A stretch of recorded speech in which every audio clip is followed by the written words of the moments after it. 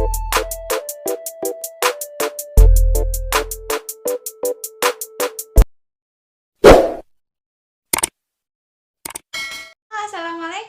welcome back to my channel. Balik lagi bareng aku Tika dan Dede Dais. Halo. Dia lagi baby Dais ya bun, karena sekarang Dede udah gede ya, udah nggak nenek lagi, udah bisa jalan sendiri ya sayang ya. Bahas tentang tentang menyapih anak dengan cara yang membohongi anak dan juga dengan tidak menakut-nakuti anak gitu, karena aku pribadi sangat tidak setuju ya bun menyapi anak dengan membohongi dia, kasih dimerah-merahin gitu kan di bagian payudaranya kita, terus kemudian dikasih pahit-pahitan dan segala macam gitu. Aku kurang setuju ya bun gitu. Tapi video yang aku share ini sendiri itu tergantung dari bunda-bunda semua juga ya, tergantung dari bunda-bunda semua mau pakai cara yang mana. Barangkali mau pakai cara yang aku mau share ke teman-teman semua, atau mau pakai cara yang dari zaman dulu sampai sekarang memang masih dipakai, itu terserah bunda-bunda semua ya bun ya. So penasaran, jangan kemana-mana, stay tune. Jadi pertamanya itu aku mau nyapi dia kan gitu, mau nyapi Dede Dais, terus aku nanya sama sepupu aku, gimana sih, ada cara nggak sih supaya menyapi anak itu dengan tidak cara menakut-nakutinya gitu kan, dimerah-merahin atau dipahit-pahitin bagian payudara kita gitu. Ternyata ada gitu caranya, dikasih tahu sama sepupu aku, dan aku pun search di YouTube gitu ya bun gitu, search di YouTube salah satu dokter gitu, dan polanya sama yang dikasih tahu sama sepupu aku gitu. Iya, sepupu aku. Jadi caranya itu adalah dengan cara bertahap ya bun, jadi nggak yang sehari langsung dia nggak minum susu, nggak seperti itu gitu, tapi dengan cara bertahap. Memang kekurangannya adalah waktunya lebih lama daripada menyapi dari yang biasanya, karena memang dilakukan bertahap. Kalau aku pakai polanya itu per 3 hari seperti itu.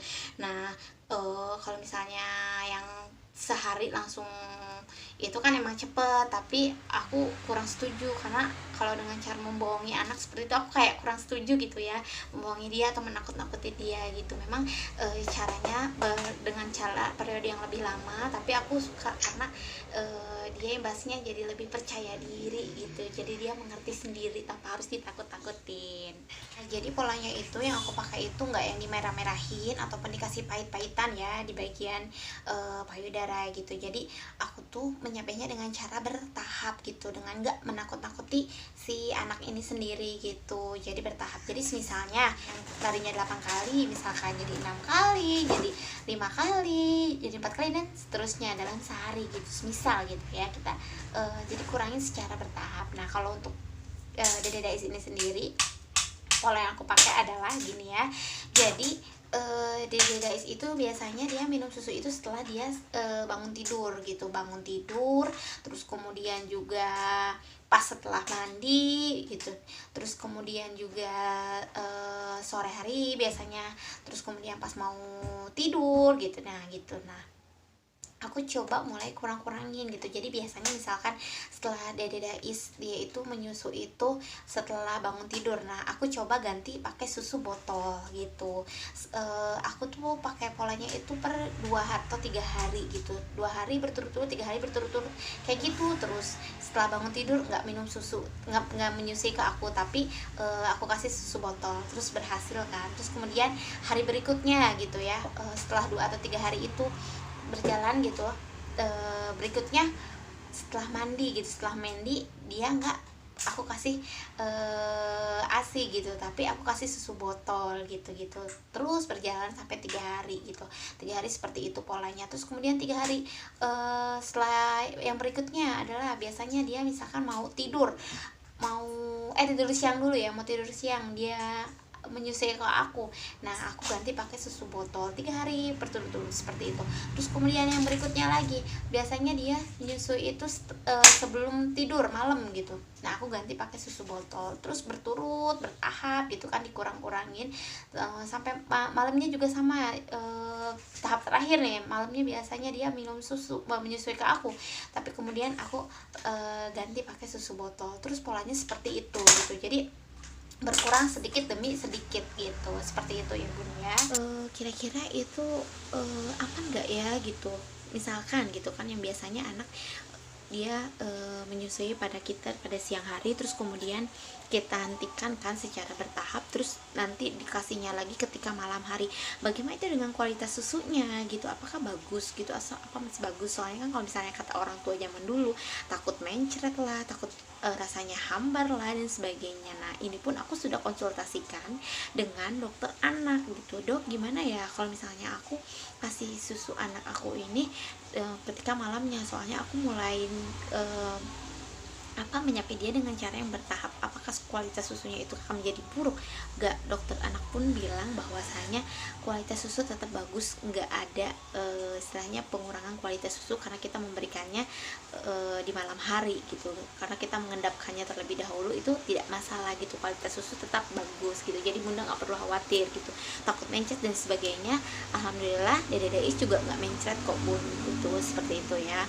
Nah ada pertanyaan, gimana sih, apa gak rewel ya dedeknya gitu, misalnya nggak pas lagi kasihnya gitu, apa nggak rewel gitu. Jadi gini bun, ada triknya gitu. Jadi atau nggak minta gitu, apa nggak minta lagi nenek sama kita gitu sih sayang, nggak minta gitu kan setelah dia diganti dengan susu botol gitu. Jadi aku kasih motivasi gitu ke dia gitu. Jadi kalau misalnya dia pas minta menyusui ke aku kasih tahu ke dia gitu, dede udah besar, udah mau 2 tahun gitu. Kalau udah gede, dede jangan minum susu bunda lagi ya gitu. Kenapa? Karena dede giginya udah banyak, bisa makan coklat, udah bisa makan biskuit, udah bisa makan pokoknya sebutin makanan-makanan yang memang biasa dia makan dan dia suka gitu. Kalau nenek buat siapa? Kalau nenek itu buat dede bayi yang belum punya gigi, karena dia belum bisa makan coklat, belum bisa makan biskuit, jadi harus nenek. Sedangkan dede udah besar, seperti itu. Setiap dia minta pengen menyusui ke aku, pasti aku kasih motivasi dia seperti itu gitu, supaya dia ngerti gitu bahwa dia tuh sekarang udah nggak boleh lagi gitu menyusui ke aku gitu. Rewel itu wajar ya bun. Kenapa rewel itu wajar? Kenapa? Karena ini comfort zone-nya dia loh gitu. Ini ketika dia menyusui sama kita, itu adalah zona nyamannya dia gitu, tempat ternyaman untuk dia gitu. Ketika kita menyusui anak kita, kitanya juga nyaman, anaknya juga nyaman gitu. Jadi proses menyusui itu adalah sesuatu yang indah bagi anak maupun bagi ibu gitu. Jadi sesuatu yang nyaman, sesuatu yang indah. Seketika anak harus melepaskan zona nyamannya dia. Seketika dia terganggu dengan zona nyamannya dia harus tidak menyusu lagi pada ibunya, tapi harus menyusu pada menyusu botol gitu. Otomatis dia pasti rewel lah, pasti menolak. Itu wajar, dia menolak, dia rewel sebagainya, itu wajar karena zona nyamannya itu diambil gitu tiba-tiba seperti itu. Makanya solusinya apa? Solusinya adalah itu, dengan memberikan motivasi gitu kepada anak gitu. Meskipun dia ketika menyusu botol maksudnya ya, ketika dia menyusu botol itu kita temenin anaknya bun, kita peluk dia, kita tetap dia, kita pegang tangannya dia, kita elus-elus kepalanya dia, seperti yang biasa bunda lakukan ketika menyusui dedeknya gitu. Jadi dia tidak merasa kehilangan comfort zone, dia tidak merasa kehilangan zona nyamannya dia gitu. Jadi dia tetap merasa nyaman meskipun dia menyusunya itu menyusu botol gitu. Kak, sweet moment banget sih kalau menurut aku ya gitu. Dimana menyapi ini adalah cara yang menyenangkan ya dek ya gitu. Jadi suatu ketika dia bangun dari tidurnya, terus dia bilang nenek gitu ya, dia minta susu ya dek ya. Terus aku kasih susu botol nih gitu, aku kasih susu botol, tapi ternyata dia nggak mau, dia nolak gitu, nggak mau susu botol gitu. Terus kemudian aku peluk dia dari belakang sayang ya, aku peluk dia dari belakang, terus aku kasih tahu, kamu nggak sayang sama dede gitu ya, dede jangan khawatir, meskipun dede nggak menyusui ke bunda, tapi bunda bakalan tetap temenin dede pas dede lagi menyusu gitu, pas dede lagi minum susu botol, dede bisa tetap peluk bunda, dede bisa tetap pegang tangan bunda gitu, dede bisa tetap sayang bunda, kasih tangannya ke pipi aku gitu. Jadi jangan khawatir gitu, seperti itu. Dan Setelah aku berbicara seperti itu, apa yang dia lakukan? Yang dia lakukan adalah dia meluk aku dan dia nyium aku, bunda, gitu. Jadi itu kayak sweet moment banget sih buat aku gitu ya. Terus dia mau minum susu botol yang aku kasih setelah aku kasih motivasi dia seperti itu gitu. Jadi inilah menurut aku ya cara menyapih yang menyenangkan gitu, yang gak membuat anak ketakutan, yang enggak membuat anak menjadi merasa heran gitu kan, gitu. Jadi menurut aku ini tuh sweet moment banget sih bun. Tuh aku kasih tips juga nih buat bunda semuanya, aku kasih tips gimana sih supaya si anak itu minum susu botol tapi dia nggak ketergantungan dengan ngedot gitu ya, gitu. Karena dari teman-teman aku pun banyak yang bilang susah banget menyapih dari yang dia minum susu dot itu gitu, kayak sulit banget lah seperti itu. Nah, terus akhirnya ini tips dari aku ya gitu, tips dari aku adalah kasih susu anak itu pakai apa sih, kayak tempat minum yang ada sedotannya gitu loh bun. Nah kalau di Dedais itu dia itu aku biasain kasih susu itu dengan tempat susu yang ada sedotannya atau yang ada bolongnya 3 gitu, seperti itu.